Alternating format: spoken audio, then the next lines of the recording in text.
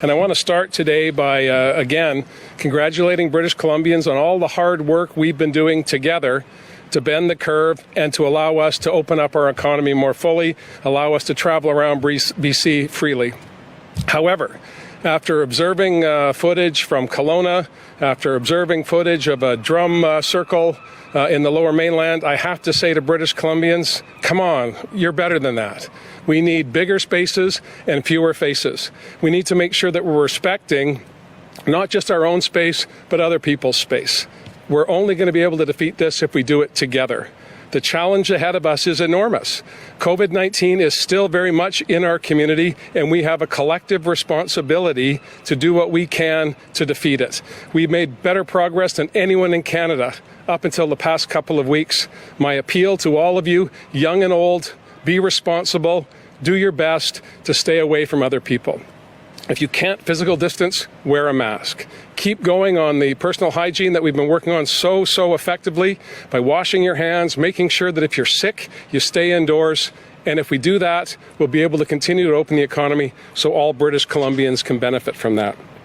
I want to touch on a couple of issues that we've been working on over the past week, and then I'll be happy to take questions. Firstly, I want to talk about the rapid response from the federal government on my appeal to do something about not just our land border, not just our airports, but also our marine highways connecting British Columbia with Washington State. I have zero problem with boaters staying in the water off the shores of British Columbia, but if you're going to dock in British Columbia, if you're not an essential traveler, you're not allowed to do that. The federal government's responded with hefty fines for Americans who do come into Canadian waters without identifying the appropriate authorities, and those fines are severe, and I'm grateful that the federal government responded so quickly to my appeal. I also want to touch on the progress we've been making with childcare. The minister responsible had a press conference yesterday. What we've learned from the pandemic is childcare is not a social program. It's an economic imperative to ensure that we have everyone fully participating in the economy. Women, men, families need to have confidence that their children are being cared for. British Columbia had been making great progress before the pandemic, and I think it's time for us to double down now to make sure we're increasing more spaces, training more early childhood educators so that we can have a robust, accessible, quality, affordable childcare system here in British Columbia. Again, another issue where the federal government has recognized that they have a good outcome when they work with provinces that are prepared to invest in issues that make a difference in people's lives. Childcare is the best thing we can do for young families to make sure that they can fully participate in the economy. I want to talk about the $1 billion that has been added to our recovery plan by Minister James. That money is going to be cost shared with the federal government on important services provided by municipalities, whether it be rec centers, libraries, whatever the shortfall in revenues have been to municipalities. The province and the federal government are going to work together to fill those gaps to provide services for people. The biggest part of that, of course, is public transit, whether it be BC Transit or TransLink. We've had a significant drop-off in ridership. We know it's critical to our success on climate action that we get more people out of single-occupancy vehicles and into public transit.